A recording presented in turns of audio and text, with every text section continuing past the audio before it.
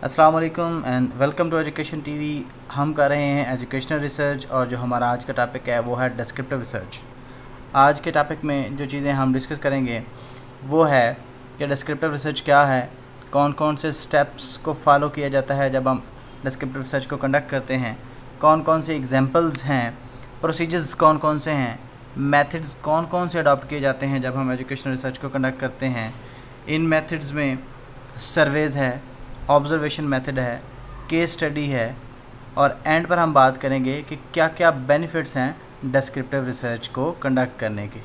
मुझे आपको ये बताते हुए बहुत खुशी हो रही है कि आज का जो हमारा लेक्चर है ये लेक्चर नंबर 50 है, यानी कि हमने 50 लेक्चर्स जो हैं वो डिलीवर कर चुके हैं एजुकेशन टीवी पर। आप हमारी स्क्रीन पर भी देख सकते हैं, बहुत सारे टॉपिक्स को डिस्कस कर दिया गया है और इंशाल्लाह हम एजुकेशन के सारे सिलेबस को डिस्कस करेंगे स्टेप बाय स्टेप।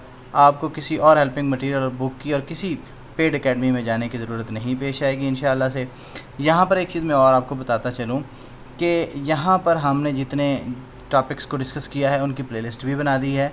आप देख सकते हैं कि फ़िलासफ़ी के 11 लेक्चर्स मौजूद हैं, एजुकेशनल टेस्टिंग एंड मेजरमेंट के 10 लेक्चर मौजूद हैं, एजुकेशनल साइकोलॉजी के 14 लेक्चर्स मौजूद हैं और एजुकेशनल रिसर्च के ऑलरेडी 13 लेक्चर्स मौजूद हैं। आज एजुकेशनल रिसर्च का लेक्चर नंबर 14 हो जाएगा और ओवरऑल जो हमारा लेक्चर होगा ये लेक्चर नंबर 50 होगा। तो आइए वापस चलते हैं हमारे लेक्चर की तरफ।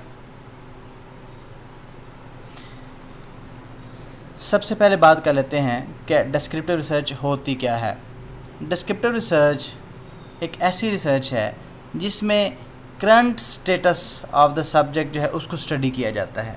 अगर हम लफ्ज़ डिस्क्रिप्टिव की बात करें तो डिस्क्राइब से ये निकला है, यानी कि बयान करना, ठीक हो गया।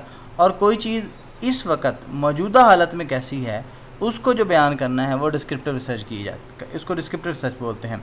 तो हम कह सकते हैं कि डिस्क्रिप्टिव रिसर्च जो है ये इस तरह की रिसर्च है जिसमें हम डाटा का कलेक्ट करते हैं और हाइपोथेसिस को टेस्ट करते हैं ये जानने के लिए कि किसी भी सब्जेक्ट ऑफ द स्टडी का करंट स्टेटस क्या है, उसका मौजूदा स्टेटस क्या है, ठीक हो गया। डिस्क्रिप्टिव रिसर्च हमें ये बताती है कि कोई चीज़ जो है वो ऐसे क्यों है। It reports the way things are, कि थिंग्स कैसी हैं। हिस्टोरिकल रिसर्च हमें ये बताती है कि पास्ट में कैसी चीज़ें थीं, लेकिन जो डिस्क्रिप्टिव रिसर्च है वो हमें बताती है कि प्रेजेंट में चीज़ें कैसी हैं। तो ये हिस्टोरिकल रिसर्च और डिस्क्रिप्टिव रिसर्च आप कह सकते हैं कि एक दूसरे के कंट्रेरी हैं या अपोजिट हैं। हिस्टोरिकल रिसर्च हमें बताती है कि what was in the past में क्या था, लेकिन डिस्क्रिप्टिव रिसर्च हमें बताती है कि what is now in present, कि प्रेजेंट में इस वक्त क्या चल रहा है, कोई भी सिनेरियो है। जिस तरह हिस्टोरिकल रिसर्च का कोई रोल नहीं था कि पास्ट में क्या चल रहा था, इसी तरह डिस्क्रिप्टिव रिसर्च का कोई रोल नहीं है कि जो इस वक्त मौजूद है। इस बात करने का मकसद सिर्फ ये है कि रिसर्च को कंडक्ट किया जाता है हालात को जानने के लिए, ना कि इन्फ्लुएंस करने के लिए। तो हिस्टोरिकल रिसर्च हमें सिर्फ ये बताती है कि पास्ट में कैसा था। हमने हिस्टोरिकल रिसर्च के ऊपर ऑलरेडी लेक्चर दे दिया है, आप उस लेक्चर को भी सुन सकते हैं। होपफुली उसका जो लिंक है वो मैं डिस्क्रिप्टिव में भी दे दूँगा, डिस्क्रिप्शन में दे दूँगा। अगर हम स्टेप्स की बात की जाए कि डिस्क्रिप्टिव रिसर्च को कंडक्ट करने के लिए कौन से स्टेप्स को फॉलो किया जाता है, तो सबसे पहले हम क्या करते हैं, हम आइडेंटिफिकेशन ऑफ प्रॉब्लम करते हैं कि हमारा प्रॉब्लम क्या है, हम किस चीज़ के बारे में रिसर्च करना चाह रहे हैं, क्या जानना चाह रहे हैं। फिर उसके बाद हम लिटरेचर रिव्यू करते हैं, यानी कि इस टॉपिक से रिलेटेड, इस प्रॉब्लम से रिलेटेड ऑलरेडी कितना काम हो चुका है। फिर उस लिटरेचर रिव्यू करने के बाद हम ये देखते हैं कि ये यहाँ पर लूप होल्स हैं, उन लूप होल्स को फिल करने के लिए हम नए सिरे से रिसर्च कंडक्ट करते हैं। जब हम लिटरेचर रिव्यू कर लेते हैं तो उसके बाद हम अपना हाइपोथेसिस डेवलप करते हैं। जब हाइपोथेसिस डेवलप हो जाता है उसके बाद हम अपनी पॉपुलेशन जो है उसको टारगेट करते हैं और ये भी देखते हैं कि वो एक्सेसिबल भी हो। उसके बाद उस पॉपुलेशन में से हम अपना सैम्पल सेलेक्ट करते हैं, यानी कि उसका साइज़ और उसकी टेक्निक, कि हम सैम्पल कैसे सिलेक्ट करेंगे। वो सैम्पलिंग टेक्निक होती है, उसमें प्रोबेबिलिटी होती है, नॉन प्रोबेबिलिटी सैम्पलिंग टेक्निक्स होती हैं। इनके ऊपर इंशाल्लाह से अलहदा से लेक्चर जो है वो आपको दे दिया जाएगा, प्रोवाइड कर दिया जाएगा। इसके बाद हम डेवलपमेंट ऑफ इंस्ट्रूमेंट्स, यानी कि उन इंस्ट्रूमेंट्स को डेवलप करेंगे जिनका हमने इस्तेमाल करना है रिसर्च को कंडक्ट करने के लिए, वो वैलिड हों, वो रिलायबल हों। फिर उनकी एडमिनिस्ट्रेशन को डिस्कस करेंगे कि हमने उन इंस्ट्रूमेंट्स को एडमिनिस्टर कब करना है, कहाँ पर करना है, कैसे करना है। और फिर हमने ये भी देखना है कि वो जो इंस्ट्रूमेंट्स हैं वो ऑब्जेक्टिव भी होने चाहिए, उसमें कोई प्रेजुडिस नहीं होना चाहिए, कोई बायसनेस नहीं होनी चाहिए। ठीक हो गया। फिर उसके बाद जो डाटा उन इंस्ट्रूमेंट्स के ज़रिए हम कलेक्ट करेंगे, उस डाटा को हम एनालाइज करेंगे, उसको इंटरप्रेट करेंगे और एंड पर हम क्या करेंगे, रिपोर्ट राइटिंग करेंगे। अगर एग्जांपल्स की बात की जाए तो जैसे मैंने कहा कि ये करंट स्टेटस ऑफ थिंग्स के मतलब बताता है, तो इसकी हम एग्जांपल बड़ी सादा सी ले लेते हैं कि how do secondary school teachers SSTs spend their time in schools, कि जो SSTs हैं वो स्कूलों में अपना टाइम कैसे स्पेंड करते हैं। या हम कह सकते हैं कि how will citizen of Sargodha vote in next general election, कि जो नेक्स्ट जनरल इलेक्शन है उसमें सरगोदा के जो लोग हैं वो कैसे वोट करेंगे, यानी कि उनकी अब सूरत हाल क्या है, वो किस पार्टी को सपोर्ट कर रहे हैं। ये सारी चीज़ें हम इसमें जानेंगे डिस्क्रिप्टिव रिसर्च में। अगर मेथड्स की बात की जाए, किन मेथड्स के ज़रिए हम डिस्क्रिप्टिव रिसर्च को कंडक्ट कर सकते हैं, तो बुनियादी तौर पर 3 मेथड्स को यूज़ किया जाता है डिस्क्रिप्टिव रिसर्च को कंडक्ट करने के लिए, और वो हैं सर्वेज़, ऑब्जर्वेशन मेथड्स और केस स्टडीज़। हम इन तीनों को अलहदा से डिस्कस कर लेते हैं। अगर सर्वेज़ की बात की जाए तो सर्वे मेथड जो होता है, इसमें हम सर्वेज़ करते हैं, क्वेश्चनर्स करते हैं, और उन क्वेश्चनर्स के ज़रिए हम जो रिस्पोंडेंट्स हैं, जो हमारी पॉपुलेशन है, जो हमारे सब्जेक्ट्स होते हैं, हम उनके रिस्पॉन्सेज को राइट डाउन कर लेते हैं या उनसे उनके रिस्पॉन्सेज जो हैं वो कलेक्ट कर लेते हैं। सर्वेज़ के ज़रिए हम क्या कर सकते हैं, पोल्स भी यूज़ कर सकते हैं, पोल्स करवाए जा सकते हैं किसी भी चीज़ को जानने के लिए। ठीक हो गया। अच्छा, सर्वेज़ बेसिकली कंडक्ट किए जाते हैं रिस्पोंडेंट से इनपुट लेने के लिए। उनको क्वेश्चनर दे दिया जाता है और उनसे कहा जाता है कि आप इस क्वेश्चनर के ज़रिए हमें अपने रिस्पॉन्सेज जो हैं वो प्रोवाइड करें। इसके ज़रिए हम जो रिस्पोंडेंट्स हैं उनको ओपन एंडेड और क्लोज एंडेड क्वेश्चन, दोनों तरह के क्वेश्चन जो हैं वो दे सकते हैं। फिर आपके जो क्वेश्चनर्स होते हैं आप उनको ऑनलाइन भी कंडक्ट कर सकते हैं और ऑफलाइन भी कंडक्ट कर सकते हैं। फिर उसके अलावा जो सर्वेज होते हैं, इनका फ़ायदा ये होता है कि आप इनके ज़रिए ह्यूज वॉल्यूम जो है डाटा का वो कलेक्ट कर सकते हैं बहुत ही शॉर्ट टाइम में।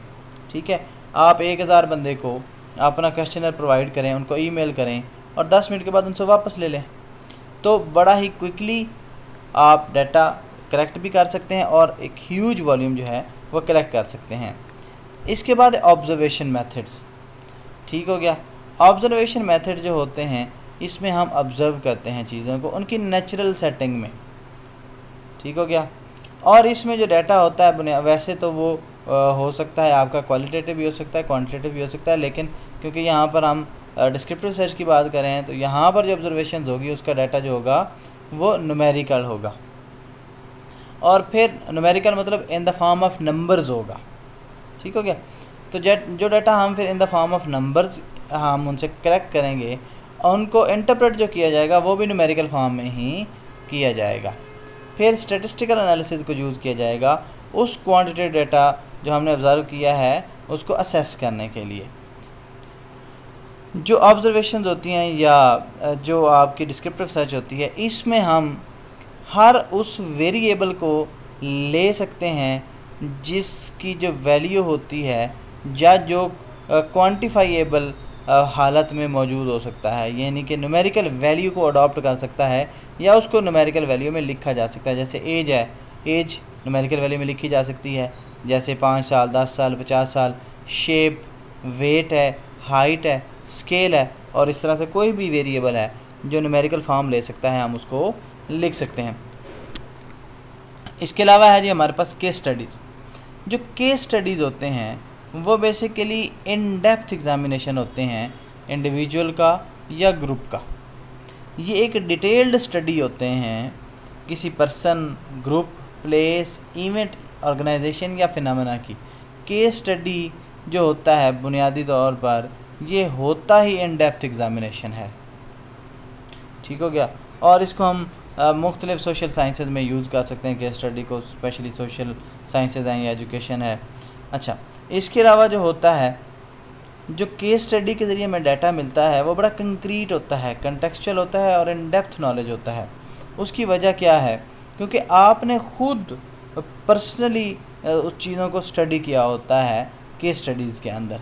तो ये एक बेनिफिट भी है केस स्टडी का, कि आपको जो डाटा मिलता है वो बड़ा कंक्रीट होता है और इन डेप्थ नॉलेज होता है। बेनिफिट्स की अगर बात की जाए तो इसके काफ़ी सारे बेनिफिट्स हैं। जैसे कि हमने बात किया कि डिस्क्रिप्टिव रिसर्च जो है हम उसको कई तरीक़ों से कंडक्ट कर सकते हैं, जिसमें सर्वे है, क्वेश्चनर्स हैं, केस स्टडी है, ठीक हो गया। तो इन सब तरीक़ों के ज़रिए हम डिस्क्रिप्टिव रिसर्च को कंडक्ट कर सकते हैं।